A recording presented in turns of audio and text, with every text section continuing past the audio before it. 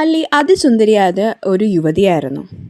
അവൾക്ക് തൊട്ടപ്പുറത്തെ ശിവക്ഷേത്രത്തിലെ പൂജാരിയായ നമ്പിയുമായി പ്രണയമായിരുന്നു. അവർ വിവാഹിതരാകുകയും ചെയ്തു.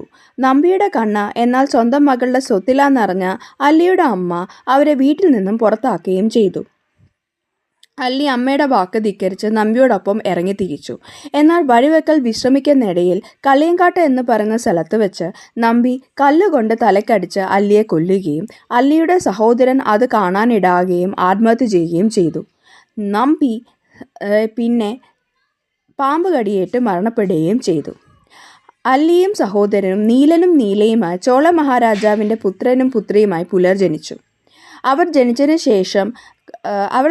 ശേഷം നാട്ടിലെ പശുക്കളെ പലരെയും കാണാതാകുകയും പലതും ചത്ത് പൊങ്ങുകയും ചെയ്തപ്പോൾ ചോള മഹാരാജാവ് വിഷമിക്കുകയും പിന്നീട് അത് തന്ന കുട്ടികളുടെ കാരണമാണെന്ന് മനസ്സിലാക്കുകയും ചെയ്തു.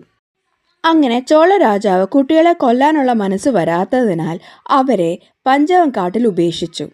പിന്നീട് നീലൻ്റെയും നീലിയുടെയും വിഹാരസ്ഥലമായിട്ട് പഞ്ചവങ്കാട് മാറി. തൊട്ടടുത്ത ഗ്രാമത്തിലെ ഗ്രാമവാസികൾക്ക് ആ വഴി പോകാൻ പറ്റാതാകുകയും അവർ പലരും കൊല്ലപ്പെടുകയും ചെയ്തു. അതിനാൽ അവരുടെ തന്നെ തൊട്ടടുത്ത നാട്ടിലെ മന്ത്രവാദിയായ നമ്പിയെ വിളിക്കുകയും നീലനെ തളയ്ക്കുകയും അല്ലെങ്കിൽ വധിക്കുകയും ചെയ്തു. നീലൻ്റെ മരണത്തിൽ പ്രതികാരം ചെയ്യാനായിട്ട് നീലി നമ്പിയെ വധിച്ചു.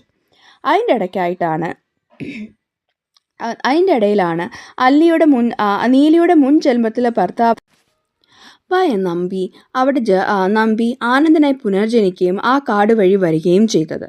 ആനന്ദനെ കൊന്ന് ചോര കുടിച്ച നീലി പിന്നീടൊരു ദേവതയായി മാറി ആ നാട്ടിലെ ആൾക്കാരെ ശുശ്രൂഷിക്കുകയും പരിചരിക്കുകയും ചെയ്ത് ജീവിച്ചു എന്നൊരു ഐതിഹ്യമാലയുണ്ട്.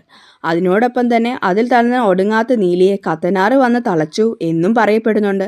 എന്തായാലും ഇന്ന് നീലി ആരാധിക്കപ്പെടുന്ന ഒരു ദൈവമാണ്. എന്തായാലും കല്യങ്കാട്ട് നീലിയുടെ ഒരു ഷോർട്ട് സ്റ്റോറി ഇവിടെ അവസാനിക്കും. ഇതുപോലുള്ള കഥകൾ ഇനിയും നിങ്ങൾക്ക് കേൾക്കണമെന്നുണ്ടെങ്കിൽ നിങ്ങൾ ഈ ചാനൽ ഒന്ന് സബ്സ്ക്രൈബ് ചെയ്തേക്കുക.